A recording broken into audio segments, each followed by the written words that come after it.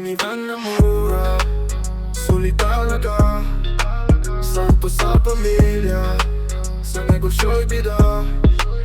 Magina'y kondisyon, alright, kayang-kaya. Laging maasahan, kahit saan ka pa sa mapa. Ikahihingan sa daan. NL Car Surplus Davao, subok na tibay, subok na galing ang angas pa ng dating na.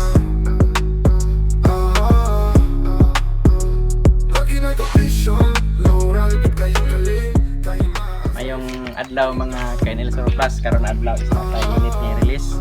Ini nga unit is DE64 manual 4x4 captain seat.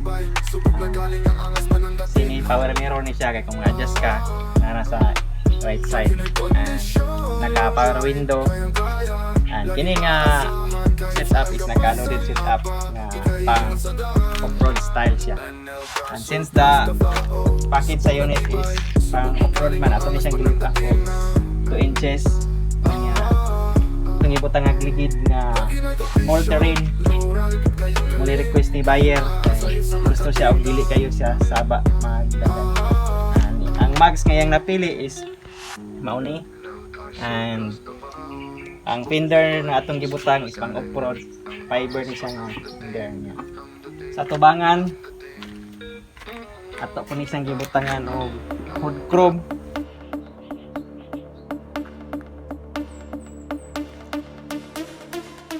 and headlight chrome.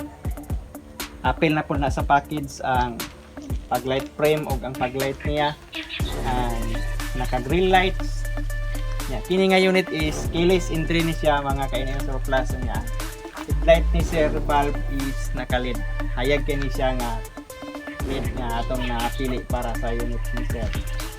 Dili sa kini atong tanawon kasi side skirt atong gibutang nga grabber para dili siya dangog. Ang kilit niya is naka handle chrome award aning. Atong gipakapin ka ma'am og sir ang kini nga style sa side mirror na sa lights white and yellow. Atong tanaw na sa likod. Sa likod is naka stepboard. Nagyapon ang chrome diri sa likod. Naka heavy duty ni siya nga ladder o niya. Partner po niya ang heavy duty nga rock carrier. Atong tanaw nang sa sulod. Ang bangko is naka upholstery. Captain seat na itong unit pindot kayo nagisay armrest niya. Ang ceiling naka VIP kini siya nga style. Ato ang i-appeal ang sun visor. Ang kilid pagibutang ang gyapon upholstery para hindi tigay sa tanaw na i-appeal po na mo ang kakilid. And also i-appeal po na mo ang sa isig kakilid para nindot gid siya tanaw. Ang unit ni sir naka touchscreen 9 inches ni siya, pwede siya maka YouTube, maka Facebook.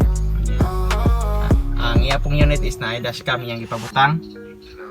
Unya ang unit po ni sir is atong gibutangan og temperature monitor para pagbiyahe ni sir na siya ay monitor siyang unit, and ato pong gibutangan ang iyang nagsister of nice kayo nga design, and naka steering wheel cover, bago yung mating diri sa bangan. Atong tanawon ang sa second row. Sa second row, captain seat. Ang iyang headrest is pwede mo i-adjust. Ang iyang armrest pwede na tubutangan o while magabiyahe ta, pwede na tubutangan mga pagkaon or eating coffee ba. Bago po niya ang mating niya, ang iyang original mating ato gyapon gipadala sa unit nila ma'am sir niya. Nakanindot sa captain seat na siya ay unitanan diri isig kakilid dira. Ato na pong gipre ang duha ka mini fan para ang bugnaw sa aircon sa unit ni sir maabot ko din hiya sa likod niya. Sa kinalikuran atong tanawon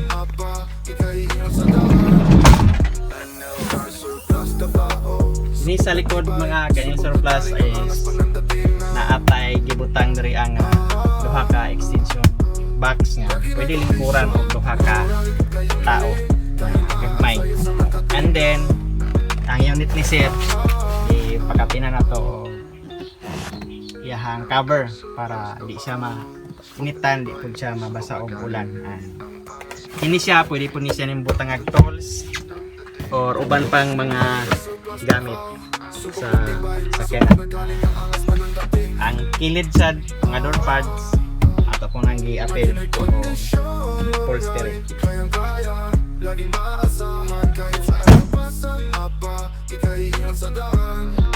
NL Car Surplus Davao, subok na tibay, subok na Kini nga unit mga KNL Surplus is made to order unit ni siya.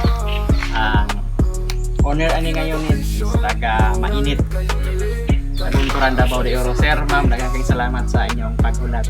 So, kinsay gusto magpa-build og unit sama ani or depende sa budget na inyong gusto, direct message lang mo sa NL Car Surplus Davao or Noliver and Luzano.